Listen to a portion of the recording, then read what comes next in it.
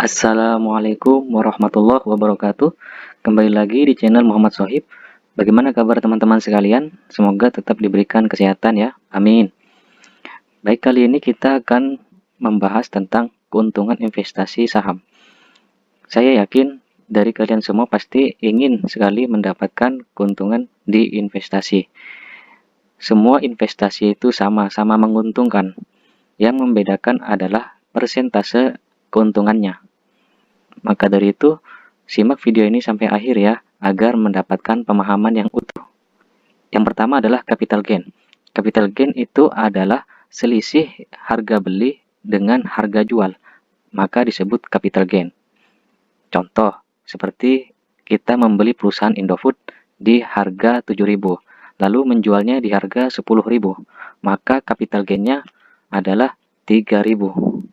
Jika dipresentasikan, adalah 30% dari saham Indofood. Maka dari itu banyak yang bilang bahwa investasi saham itu sangat menguntungkan karena memang benar persentase keuntungannya bisa sampai 30% bahkan lebih. Berikut adalah data saham-saham dari 2010 sampai 2020. Contohnya seperti BCA. Di 2010 harga saham BCA seharga 5.563 dan di 2020 harga saham BCA menjadi 28.000. Artinya capital gain-nya sebesar 419% selama 10 tahun. Jika dirata-ratakan menjadi 42% setiap tahun. Kemudian saham Ultrajaya. Saham Ultrajaya di tahun 2010 dalam harga 376. Di tahun 2020 harganya mencapai 1.720. Jadi capital gain selama 10 tahun yaitu 357% dan dirata-ratakan setiap tahunnya sebesar 35,7%. Kemudian di saham Unilever harga di tahun 2010 yaitu 3.381 per saham. Di tahun 2020 harganya naik menjadi 7.950. Capital gain selama 10 tahun diakumulasikan menjadi 135%. Jika dirata-ratakan per tahunnya sebesar 13%. Dibandingkan dengan bunga deposito, kalau kita menaruh uang di bank deposito, kira-kira semuanya itu maksimal 6-7% per tahun.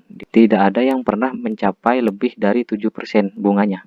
Maka dari itu, saham ini memang sangat menguntungkan bagi para investor. Jika kalian menaruh uangnya atau menaruh dananya di perusahaan yang hebat. Selanjutnya kita masuk ke keuntungan yang kedua yaitu dividen. Apa itu dividen? Dividen adalah pembagian keuntungan perusahaan pada pemegang saham. Jadi setiap investor yang masih memegang saham perusahaan sampai waktu yang ditentukan atau yang disebut cum-date, maka pemegang saham wajib mendapatkan dividen. Tetapi perlu diingat lagi bahwasanya tidak semua perusahaan membagi dividennya setiap tahun. Maka dari itu, investor perlu menganalisis lebih lanjut perusahaan yang mana yang sering membagikan dividen agar setiap tahunnya mendapatkan dividen. Seperti contoh di Bank BCA ini, yaitu di tahun 2020 dividennya sebesar Rp455. Di Bank BRI tahun 2020 dividennya sebesar Rp168,2. Sedangkan di saham Sampurna tahun 2020 dividennya Rp119,8. Kita asumsikan membeli di tahun 2010. Di tahun 2010 Bank BCA harga sahamnya sebesar Rp5.563. Dividen di tahun 2020 Rp455. Jadi kalau dipresentasikan dividen yang didapat di tahun 2020 8%. Sedangkan saham BRI di tahun 2010 harga sahamnya sebesar Rp1.076. Dividen di tahun 2020 Rp168,2. Jika dipresentasikan, maka dividen ini dapat di tahun 2020 sebesar 15% di tahun 2020. Sedangkan HM Sampurna di tahun 2010 harga sahamnya 874. Dividen di tahun 2020 yaitu sebesar Rp119,8. Jika dipresentasikan, dividen ini didapat di tahun 2020 sebesar 13%. Jadi ingat ya, persentase ini akan berguna ketika kalian tetap menghold sahamnya atau tetap memegang saham tersebut dari tahun 2010. Dividen itu juga bisa disebut dengan passive income. Apa passive income itu? Yaitu pendapatan tanpa bekerja. Lebih mudahnya seperti itu ya. Jadi kalian jangan kaget ketika ada investor bekerja tapi hidupnya berkecukupan. Kita sekarang sudah tahu penyebabnya. Yang pertama adalah capital gain. Yang capital gain fungsinya untuk meningkatkan aset.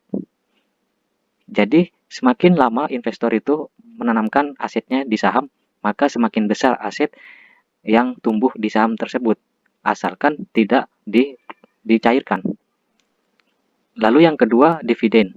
Dividen akan didapat investor selama investor masih memegang sahamnya. Jadi dividen ini seperti gajian setiap tahun dari perusahaan tersebut. Alhamdulillah sudah selesai kita bahas. Saya akan memberi kata-kata yang disampaikan Warren Buffett, yaitu perbedaan antara harga dan nilai adalah harga merupakan apa yang kamu bayarkan, sedangkan nilai merupakan apa yang kamu dapat. Terima kasih. Jika ada salah, saya mohon maaf karena saya masih cuma manusia biasa.